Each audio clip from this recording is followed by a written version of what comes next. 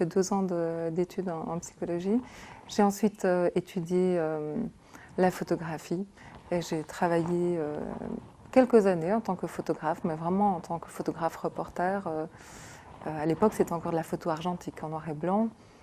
Petit à petit, je me suis retranchée dans mon studio. J'ai plus fait que des images chez moi, en toute intimité.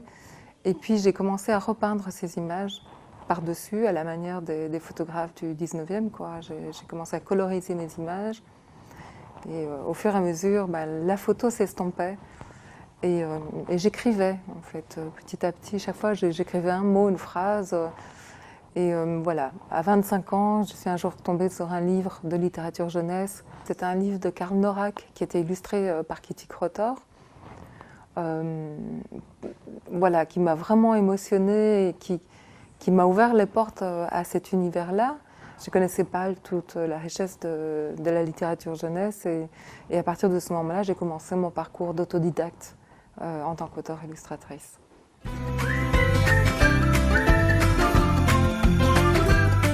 Je les ai rencontrés au Salon du Livre de Montreuil à Paris, qui est vraiment l'endroit où être quand on est en quête d'éditeurs. Tous mes albums sont édités chez Memo et je n'édite que chez eux. J'adore leur catalogue, j'adore aussi la façon dont ils envisagent le métier d'éditeur. C'est une toute petite maison d'édition, indépendante. C'est une petite équipe qui soigne chacun de leurs livres et qui prend le temps de faire des bons livres et surtout de faire des livres qui durent. J'ai vraiment une affinité avec cette maison d'édition et puis aussi beaucoup de liberté. En gros, je propose le projet qui me plaît et jusqu'à présent, on s'est toujours entendu sur les projets éditoriaux.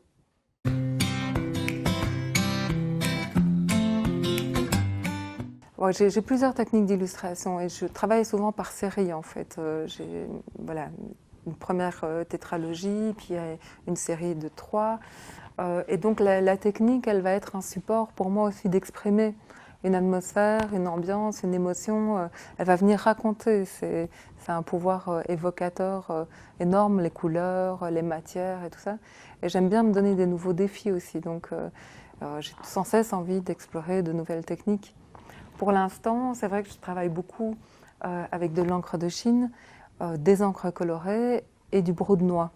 Donc j'aime bien mixer aussi les médiums et de voir un peu comment toutes ces matières interagissent et provoquent parfois des taches, des hasards. Ici, par exemple, dans ce livre-ci, j'ai pris le parti de travailler sur la double page et de vraiment travailler le paysage qui est assez fermé par des taches de couleurs que je vais venir après transformer en éléments végétaux. Donc ici, il y a de l'aquarelle japonaise, des encres colorées et de l'encre de Chine. Voilà. La couleur, c'est vraiment quelque chose de fondamental dans mes illustrations. J'adore travailler avec la couleur. Le trait, c'est quelque chose avec lequel je suis un peu moins à l'aise, on va dire. Mais voilà, maintenant j'ai d'autres envies. J'ai besoin d'explorer d'autres choses.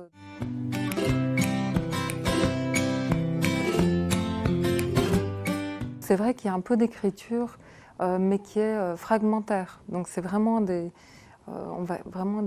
petites séquences narratives, des dialogues, une envie d'une image. Et souvent, ça va se greffer autour quand même d'une émotion. Une émotion ou un sentiment, peut-être une petite problématique qui peut être, par exemple, dans l'ombre de chacun, la problématique de grandir, de se séparer, de la mort aussi.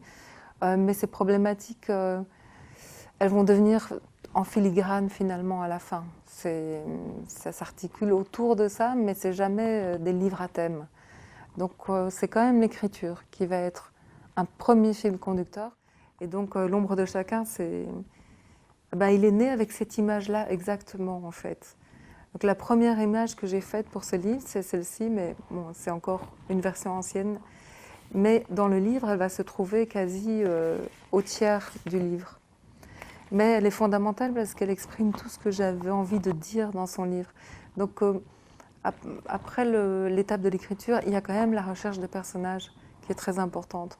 Par exemple, pour l'ombre de chacun, moi je pars du principe que j'aime les lapins, que c'est donc un petit lapin qui sera le héros. Au départ, c'est des lapins assez réalistes et au naturel, ce personnage il va évoluer, il va s'anthropomorphiser, il va se tenir debout, s'habiller.